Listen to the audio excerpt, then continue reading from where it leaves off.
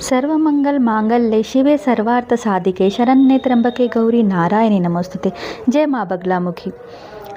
Friends, आज आपण निघालो आहोत नागपूरहून एक अनोख्या आध्यात्मिक प्रवासासाठी. माता बगलामुखी सिद्धपीठ नलखेडा. नागपूरपासून साधारणतः 370 ते 400 किलोमीटर अंतर, जवळपास 7 ते 8 तासांचा हा प्रवास आम्ही कारने सुरू केला. लहान बाळासोबत प्रवास असल्याने आम्ही गाडीत छोटा बेड तयार करून झोपायची व्यवस्था केली होती, जेणेकरून प्रवास आरामदायी जाईल. प्रवासादरम्यान रस्त्यावरील निसर्ग दृश्य, छोटे गाव आणि मंदिराचे दर्शन घेत पुढे जात होतो. प्रत्येक मेलासोबत अपेक्षा वाढत होती. अखेर आपण 10 महाविद्यापैकी एक असलेल्या मातेकडे चाललेलो होतो. माता बगलामुखी यांना कलियुगाची देवी म्हटले जाते. असा विश्वास आहे की त्यांच्या दर्शनाने शत्रूंचा पराभव, न्याय मिळविणे आणि जीवनातील अडचणी दूर होतात.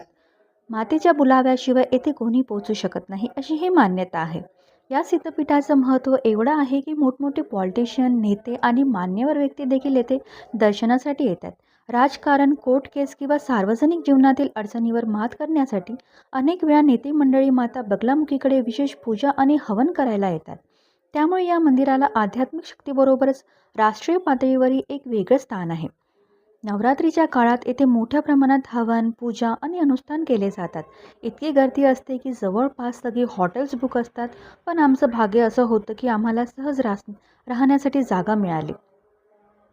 शेवटी हा प्रवास फक्त एका मंदिरापर्यंत मर्यादित नव्हता, तर हा होता श्रद्धा, अनुभव आणि मातेकडून मिळणाऱ्या आशीर्वादांचा प्रवास. माता बगलामुखीच्या चरणी पोहोचल्यावर मनाला जी शांतता मिळते, ती शब्दात मांडणं अशक्य आहे. जय मा बगलामुखी.